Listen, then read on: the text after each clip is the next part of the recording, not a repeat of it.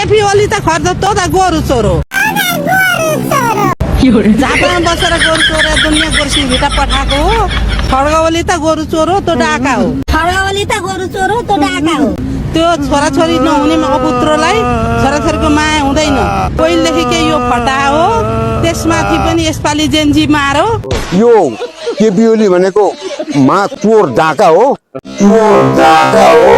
यसलाई काटेर यसको रगत लगाएर त्यो मर्नेहरूको शहीदहरूको शरीरमा नसरी तिनको आत्माले शान्ति पाउँदैन।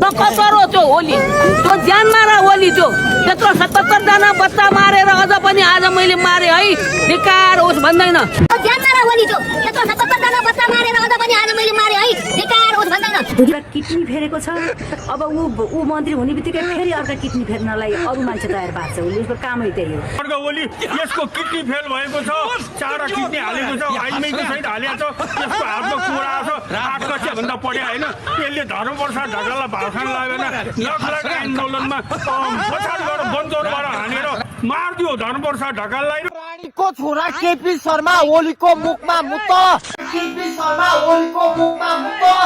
3 करोड नेपाली जनता एकजुट भएर भ्रष्टाचारी गर्ने यो रानीको छोरालाई जुत्ताको माला हालेर नेपाल देशभरि घुमाउनु पर्छ। अनि मात्रै नेपाल देश परिवर्तन हुन्छ साथीहरू। त्यो कुकुर छौरालाई उहिलेदेखि चिनेको कस्तो लाग्छ? कस्तो लाग्छ? सुकुल पनि लाग्छ नि। यो हावादारी यो फटा हो। यसले जे पनि बोल्छ यो पागल हो, यो कमेडी हो। आम नेपाली जनताले बुझ्यो हुन्छ। हिजो पनि घर घर ग्यासको पाइप रेल ल्याउने भएको थियो। रेल कहाँ छ? पानी जहाज ल्याउने भएको थियो। पानी जहाज कहाँ छ? यो फटा हो, 1 नम्बर फटा हो। यसको बुद्धिमा लाग्यो नि अब देश पनि सकिन्छ। यो साला भ्रष्टाचारी केपी शर्मा ओलीले होइन शेरबहादुर देउबाको घरमा जलेको पैसा चाहिँ एआईले बनाएको हो भन्नसम्म पनि भ्याएछ क्या। कतिसम्म जनतालाई बेकुफ बनाउँछस् के तैँले? कतिसम्म बेकुफ बनाउँछस् यार? हल्का पनि यार त भित्र हल्का लाज भन्ने कुरा पनि छैन है। अझ पनि त भोट माग्दै हिँड्दैछस् है। अझै पनि आशा छ जनताले तँलाई जिताउँछन् भनेर साला कुकुर। केपी ओली यो मान्छे हुन्।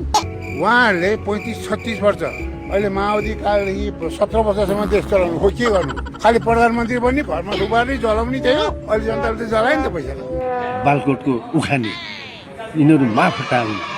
मेरो चाहिँ आह्वान के छ नि केपी आरोस् त्यति। यो मान्छेले धेरै ढाँटो चाहिँ ल प्रष्ट कुरा।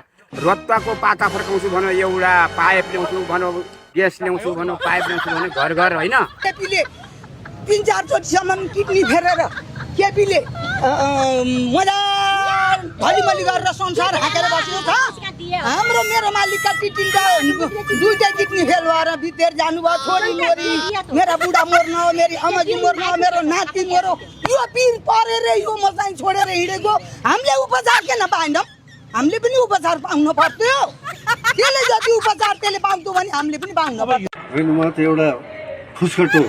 किनभने हिन्दू धर्म हिन्दू राज्य हो भन्ने कुरो यो दुनियाँलाई थाहा छैन। किन यो के क्रिस्चियन हो कि क्या हो भन्न थाल्यो आम नेपाली जनता। हिन्दू धर्म नै होइन भन्न थाल्यो केपी शर्मा ओलीले। वाइगत बोल्छ। ओली सबै त्यसै भन्छन्। तिनको पालामा ओलीको पालामा लड्ने म हुँ। ओली ज्यान मारेर बसेका थिए।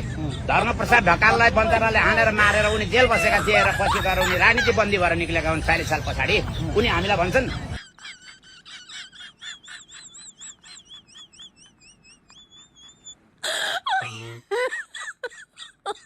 Oh my God.